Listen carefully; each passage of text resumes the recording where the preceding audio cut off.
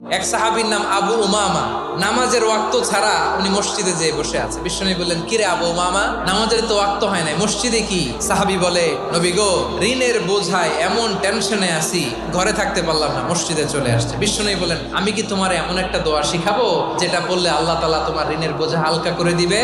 আবু উমামা বললেন, ইয়া রাসূলুল্লাহ, অবশ্যই শিখাবেন। বিশ্বনবী বললেন, তাহলে তুমি পড়বা, আল্লাহুম্মা ইন্নী আউযু বিকা মিনাল হাম্মি ওয়াল হাযান ওয়া আউযু বিকা মিনাল জুবনি ওয়াল বুখল ওয়া আউযু বিকা মিন গলাবাতিদ দাইনি ওয়া কাহরির রিজাল।